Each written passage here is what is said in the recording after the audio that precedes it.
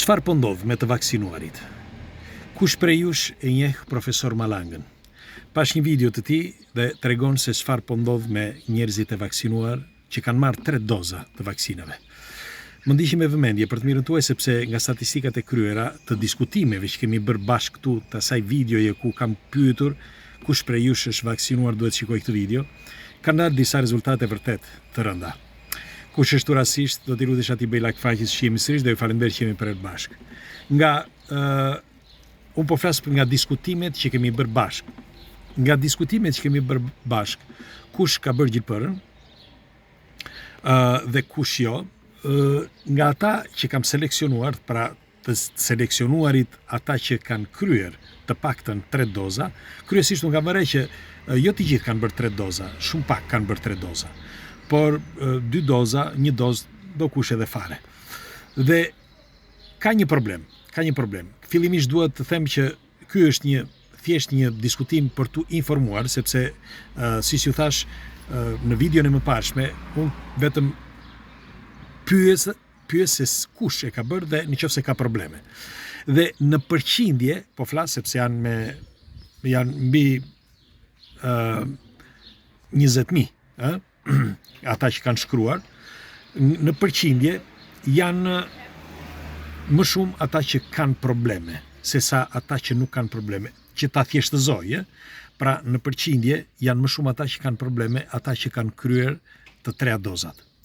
Kurse ata që kanë kryer 2 doza, kanë ndryshime, por jo aq shumë.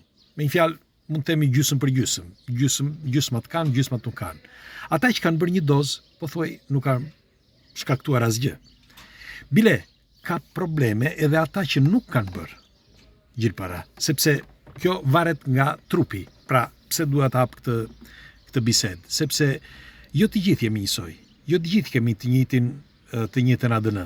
Secili, me një fjalë, mund të krijoj probleme edhe diçka që ham ose diçka që pim. Nuk është e thënë që të krijojnë probleme vetëm nga vaksinimi. Duhet të dini që vaksinat kanë qenë të paktën deri para pak kohë shumë të rëndësishme, sepse kanë eliminuar një pjesë të madhe të problemeve. Por unë po flas aktualisht për problemin e fundit. Dua të them që nga tregohet nga studimet e fundit të Ministrisë së Shëndetësisë angleze, tregohet që kush ka bërë 3 doza ka ulur ndjeshëm imunitetin e trupit të njerëzve. Pra, ulja e ndjeshme e imunitetit krijon probleme të rënda në shëndet, sepse e dim. Pra, njeriu mund të sëmuret edhe nga një ftohje dhe të humbas jetën, sepse nuk ka më mbështetje të difezave imunitarje. Pra, ky mund të jetë një problem i rënd. Tani, duhet nënvizuar që jo të gjithë kanë këtë problem.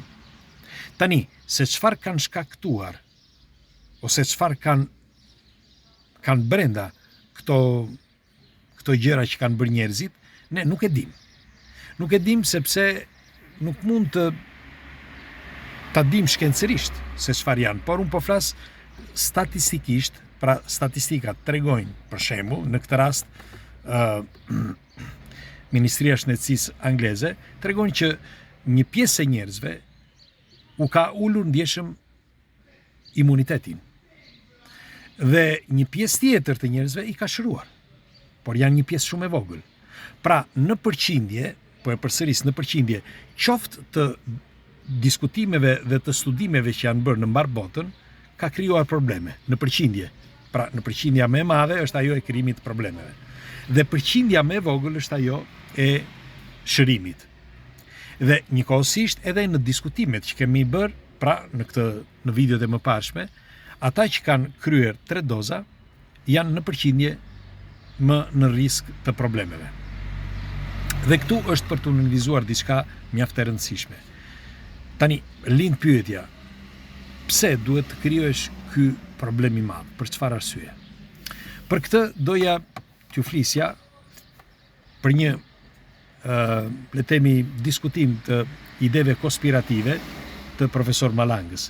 Ju kujtoj që profesor Corrado Malanga ka qenë, sepse tani është në pension, një kimist në fakultetin e shkencave në Universitetin e Pizës. Dhe njëkohësisht ka qenë edhe drejtor i Qendrës Ufologjike Nacionale Italiane për më shumë se 20 vjet. Dhe profesor Malanga është i bindur që thotë që një pjesë e njerëzve që menaxhojnë çdo gjë, që menaxhojnë mediat, financën, gjilpërat në këtë rast, apo probleme të tjera, qoftë financiare, qoftë botërore, janë një pjesë prej tyre janë mason. Ai thotë janë të gjithë mason, po e them unë këtë, një pjesë prej tyre thotë janë mason. Dhe problemi kryesor, sipas tij, është që njerëzit në përgjithësi janë të ndarë në dy kategori. Kategoria e parë janë ata me shpirt dhe kategoria tjetër janë njerëz pa shpirt. Dhe këta njerëz pa shpirt, që ka edhe njerëz normal në këtë rast, por kur flasim për ata që dominojnë, ata nuk duan t'ia dinë fare. Pra ata që dominojnë, po flas, që kanë pushtetin total mbi njerëzit, nuk duan t'ia dinë.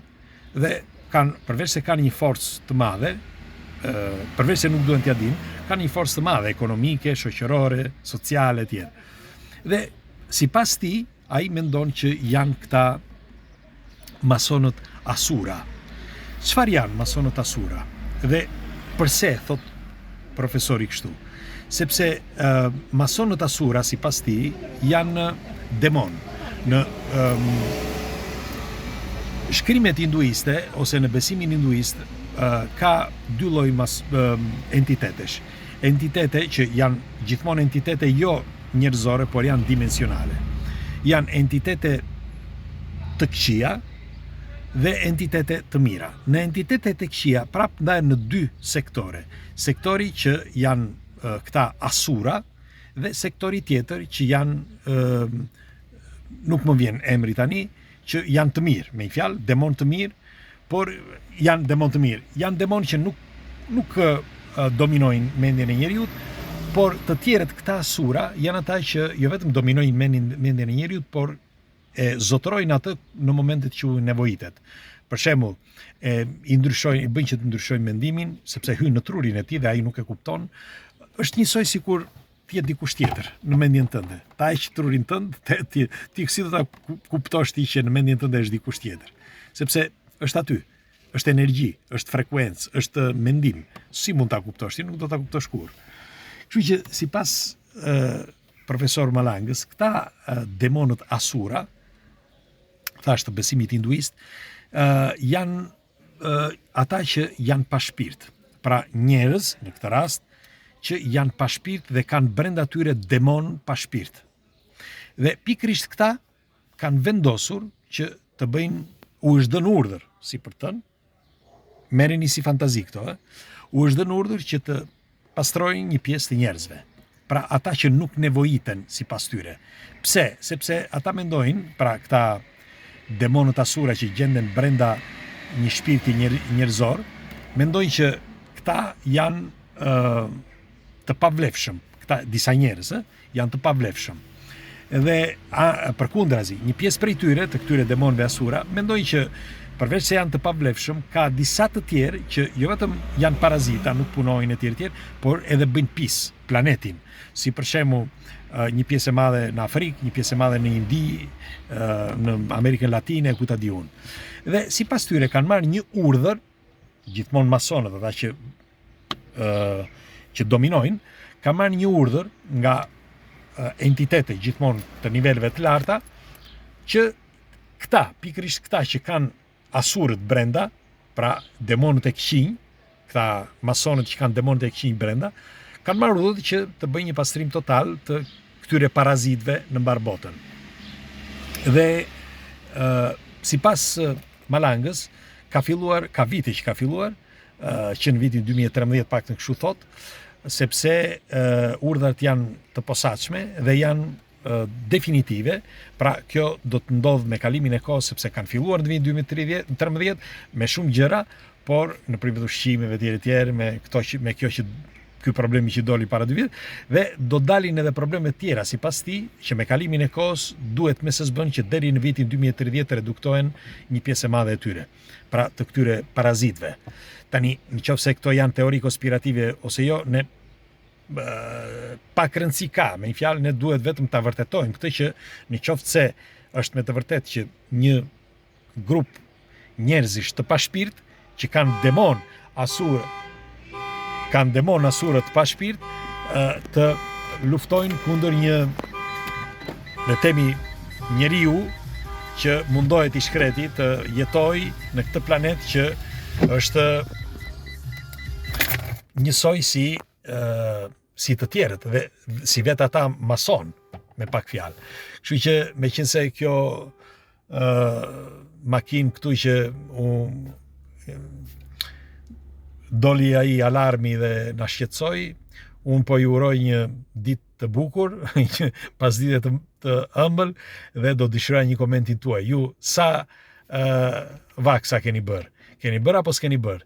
Dhe a e ndoqët mirë videon e mëparshme që të shikoni se ku dhe si duhet që të eliminoni disa kontingjente që janë brenda, dhe tjetra, si mund të, në këtë video dua t'ju them vetëm një gjë. Mundohuni që të shtoni imunitetin e trupit tuaj. Ka një pafundësi ushqimesh, do ta bëjmë në një video tjetër, shtimi i imunitetit, duke filluar që nga ushqimet, nga fiskultura, gjimnastika etj, sepse janë tepër të rëndësishme, jo vetëm për këtë rast, por janë të rëndësishme dhe për gjëra tjera. Do ta themi në videon më vonshme, sonte ose nesër, sepse është tepër e rëndësishme. Megjithatë do të tregoja këtë sepse kjo është tepër e rëndësishme që t'ju vë në mendje të keni kujdes, të bini kujdes sepse për të mirën tuaj dhe shëndetin tuaj. Kalofshi bukur.